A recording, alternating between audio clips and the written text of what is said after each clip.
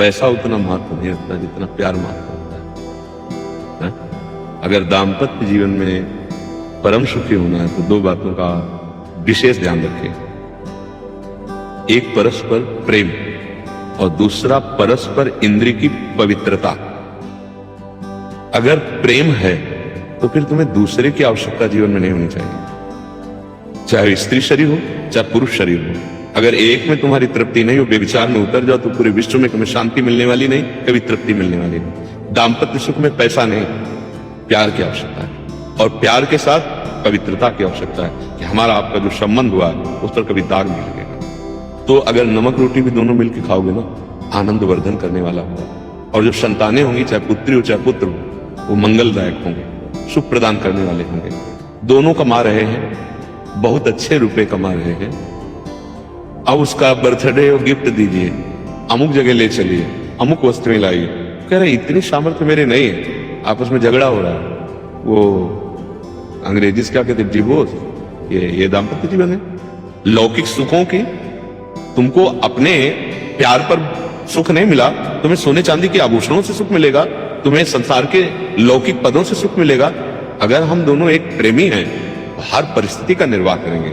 तुम्हारे लिए गिफ्ट पत्नी है, गिफ्ट वो तुम्हारे लिए, ऐसा मानकर, और वो माने कि आप गिफ्ट, और दोनों प्यार से चले। अर्थ क्या महत्व रखता है? अर्थ तो अपने आप चरण चूमेगा जब धर्म से चलोगे। आज धर्म को माना जाता है क्या? सत्यवान जी को पसंद किया सावित्री जी ने, राजा की पुत्री थी, छूट दे दी कि भारत में जो तुम्हें लड़का पसंद आए। पिता को यही होता ना कि बेटी के सुख वर्धन के लिए उसके मन अनुकूल पति। बहुत से राजकुमार देखे लेकिन उसको पसंद नहीं आया। एक को देखा लकड़ी काट रहा था, पर देखते ही मन लुभाए मानते। मंत्री से कहा इनको उतारिए वाय, और कहा कि मैं आपको पति रूप में वर्ण करना चाहता हूं। उनका आप हालत देख रहे हैं, उनका मैं हालत को पति नहीं बना रहे हूं, आपको पति बना रहे हूं। उनका हमारे बूढ़े माता पिता हैं, मैं जंगल में लकड़ी काट के बेचता हूं, उससे गुजारा करता हूं। बोले आप केवल इतना परिचय बता दीजिए कि मेरे नेत्र कभी अन्य को, जो सत्य है उसी को। बोले हाँ, मेरा नाम भी सत्यवान ही है और मैं राजकुमार ही हूं। मेरे माता पिता वृद्ध हैं, उनकी आंखें नहीं हैं, और मैं उस समय बालक था तो जबरदस्ती अन्य राजाओं ने राज्य छीन लिया। अब प्राण बचाकर हम जंगल में रहे। बोले अब मुझे विश्वास हुआ, और अपने पिता के पास गई। तो जब वो गई तो वहां नारद जी विराजमान थे। नारद जी त्रिकालज्ञ महापुरुष है। पिता ने कहा पुत्री वर का वर्ण कर लिया, उनका बहुत मनोनुकूल। कौन है, किस देश का राजा है?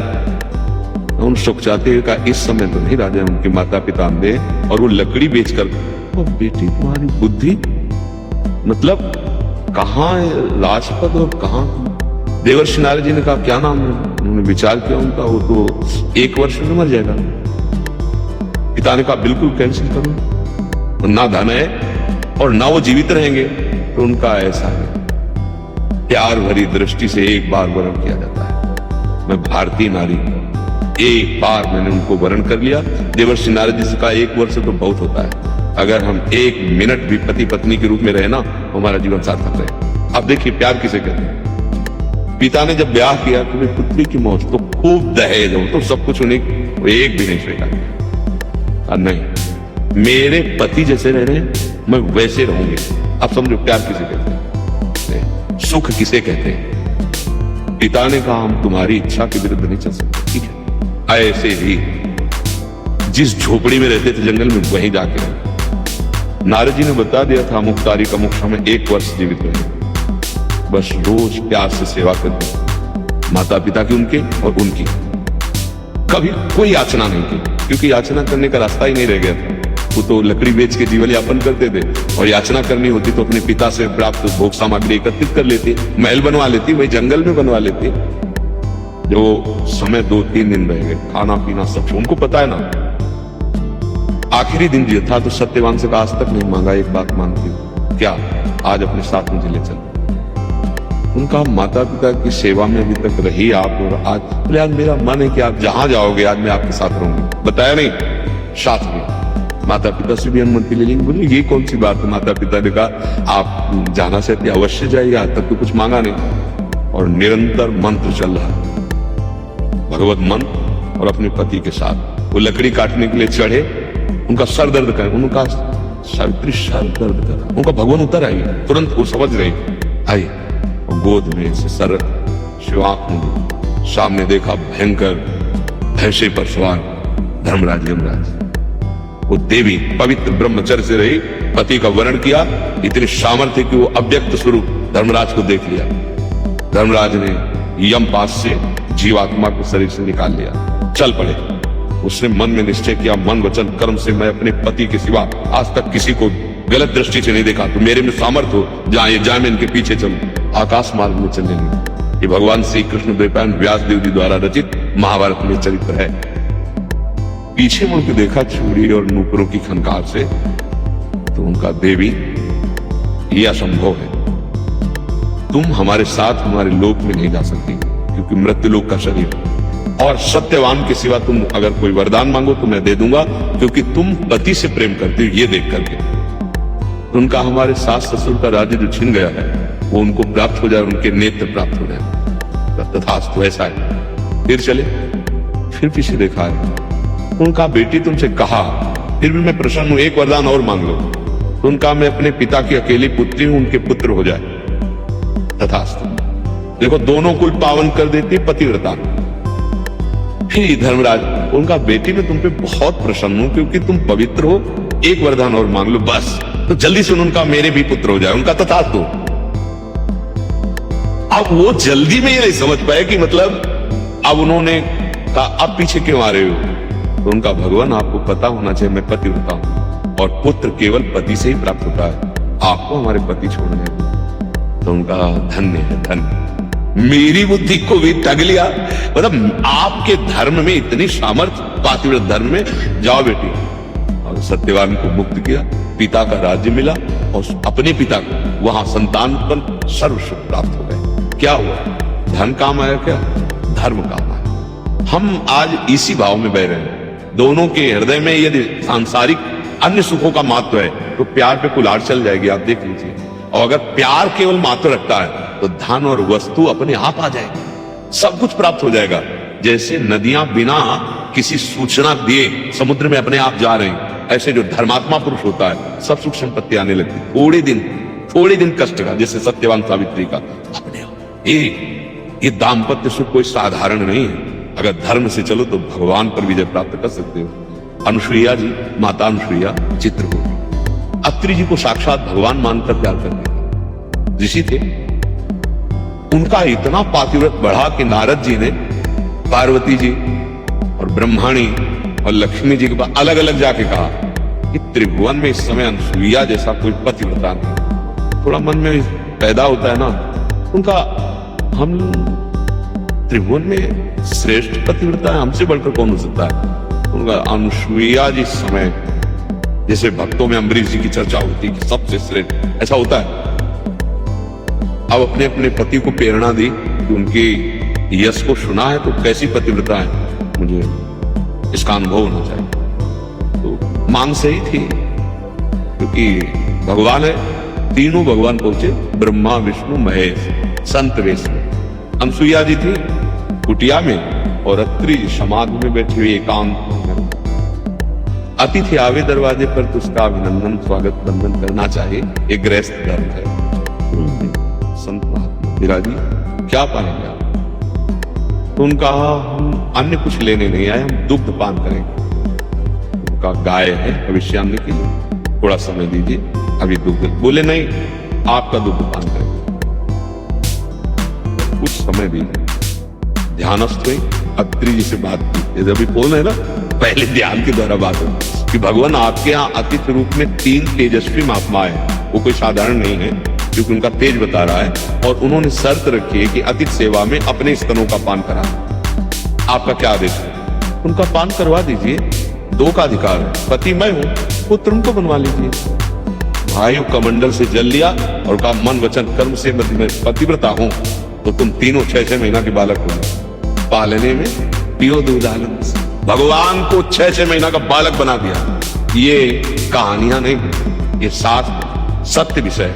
पातिव्रत धर्म में बहुत बड़ी सामर्थ्य है। अगर पति एक पत्नी व्रत और पत्नी अपने पति को भगवान मानती, वो गृहस्थी भगवान को प्राप्त कराने वाली बन जाएगी। पर आज का वातावरण आप देख लीजिए क्या है। वो अपने मार्ग में चल रही, वो अपने मार्ग में चल रहा है, एक दूसरे का मन ही नहीं मिल रहा, और फिर दोनों एक दूसरे के शरीर को नष्ट करने वाले बन रहे हैं। और हुआ क्या था, बोले लव मैरिज हुई थी, प्रेम विवाह हुआ यार, कैसा प्रेम। तो मुझे ऐसा नहीं लगता, संपत्ति जीने के लिए है, लेकिन दाम्पत्य जीवन भगवत प्राप्ति के लिए मिला है। जैसे पंछी दो पंखों से उड़ता है आकाश में, ऐसे पति पत्नी मिलकर एक गृहस्थ धर्म की पूर्ति होती है। और जिसमें ऐसे धर्मात्मा पुरुष होते हैं, उनकी संतानें चाहे पुत्री हो चाहे पुत्र, वो राष्ट्र भक्त, भगवत भक्त, महान कार्य करने वाले होते हैं। माना आप धन उतना नहीं कमा सकते, लेकिन धर्म से चल रहे हैं तो चैन से है, शांति से है। अगर नमक रोटी भी दोनों मिलकर खाएंगे ना, एक अद्भुत आनंद रहेगा। मुझे नहीं लगता कि संपत्ति प्रधान दाम्पत्य जीवन होना चाहिए, नहीं तो ऐसी घटनाएं आप देख लो। हाँ, संपत्ति ने नष्ट कर दिया, प्रेम को नष्ट कर दिया, जिसे प्यार कहा जाता था। मुझे तो नहीं लगता। और धर्म से चलोगे तो संपत्ति तो चरण चूम लेगी आके, जैसे बिना किसी याचना के समुद्र पे सब नदियां स्वतः जाती है, ऐसे धर्मशील पर संपत्ति अपने आप ऐसे विधान बन जाएंगे, ऐसा भगवान संयोग कर देंगे। तो मेरी तो ये समझ है, क्योंकि अगर धन की प्रधानता रखी गई तो अधर्म में उतर जाएंगे, फिर नहीं मिलेगा, फिर लाभ नहीं मिल पाएगा। ऐसा हमने देखा है। पति खूब कमा रहा था, जमींदार था, और उनकी पत्नी का स्वभाव ठीक नहीं था। तो पूर्व में जो मित्र था उनका, ब्याह होने के बाद उसे इस बहाने से बुलाया कि बहुत से जानवर हैं, उनके नौकर रखना है, और मेरे परिचय का नौकर है, वो सीधा साधा मान गया, उसको बुलाया। अब उसका वो पूर्व का मित्र था, दोनों ने साजिश रची, उसको भोजन में जहर दे दिया, पति मर गया। उनके पिता को पता चला, पिता ने संपत्ति दूसरे के नाम कर दी और उसके यहाँ रहने लगे, मतलब बहुत। अब वो स्त्री जेल में, वो नौकर। बोलो क्या क्या दाम्पत्य जीवन, क्या दाम्पत्य। यदि पति प्रेम नहीं है, पत्नी प्रेम नहीं है, तो चाहे जितनी संपत्ति जमींदार थे वो सब नष्ट भ्रष्ट हो गए। मुझे तो ऐसा लगता है धर्मयुक्त जीवन, परस्पर प्रेम का जीवन, यही दाम्पत्य जीवन का परम सुख है। अगर ये नहीं है तो फिर संपत्ति तो आ जाएगी, संपत्ति का कोई महत्व नहीं होता। बहुत से संपत्तिवान हृदय से जल रहे हैं, कहीं इधर वृत्ति उनकी, कहीं उनकी उधर वृत्ति, तो एक घर में रहते हुए भी एक नहीं है। ऐसे कितने लाखों जन हैं ऐसे, इसका कोई महत्व नहीं मेरी समझ में। और हम आपको बता दें, आप अगर धर्म से चलेंगे तो धर्मो रक्षते रक्षिता, आपके भविष्य का निर्माण धर्म कर रहा है, और भगवान है ना, इतना विश्वास है ना। वो अभी हम एक और उदाहरण देते, क्योंकि बचपन से हम घूमते रहे, भ्रमण करते रहे। एक गरीब आदमी बहुत पढ़ा लिखा कर अपने बच्चों को मेहनत से जब आर्मी में गया, तो इतना पैसा नहीं था कि वो सम्यक रूप से दे सकता, इतना छोटा वो लंबाई में पड़ गया। धर्म से बहुत मेहनत कर, मतलब ये समझो आटा दूसरे से मांगकर स्कूल के लिए भोजन बना के देने वाला। वो जब निकाल दिया गया तो एक ऑफिसर देख रहा तो इधर, जो उसके जूते थे उसके ऊपर बूट मारा और 2 थप्पड़ मारे, खड़ा रहा। कैसा लगा? तो सर पूरे पास कर उसको। ये कौन था? भगवान। हम कहते धर्म से चलो, जो कि बच्चों के भविष्य के लिए अधर्माचरण करके धन जमा करोगे ना, तो तुम्हें ही दुख देंगे, तुम्हें ही दुख देंगे, और खुद वो ऐसी जगह फंस जाएंगे कि देख देख कर तुम चलोगे, क्योंकि तुम्हें उससे प्यार है, तुम्हें अपनापन है। पूरे निष्कर्ष में धन का महत्व नहीं, धर्म का महत्व, भगवान का महत्व, प्रेम का महत्व, सब कुछ ठीक है, सब अच्छा है। और जो धर्म का महत्व रखते हैं उनकी कभी पराजय नहीं होती। हाँ, धर्म से चलोगे तो हो सकता है तुम 10,000 रुपए भी ना जमा कर पाओ, लेकिन तुम्हारा लड़का तुम्हारे सामने ही ऐसी व्यवस्था करेगा, तुम्हारी छाती ठंडी हो जाएगी। अबे मतलब खूब सोच समझ के बोल रहे कि धन की प्रधानता नहीं, धर्म की प्रधानता। भविष्य तुम्हारा मंगलमय होगा, क्योंकि धर्म। देखो भविष्य, पांडवों का वर्तमान दुख में गया, लेकिन भविष्य हस्तिनापुर के चक्रवर्ती सम्राट पर वही, और दुर्योधन आदि के वंश का विनाश हो गया। धर्म से हमें बिल्कुल धन का महत्व रखोगे तो बुद्धि भ्रष्ट कर देगा। लक्ष्मी जी का वाहन आपको पता क्या है? उल्लू। ए, नारायण के साथ आएगी तो गरुड़ पे आएगी, अकेले आएगी तो उल्लू बुला देगी पक्का।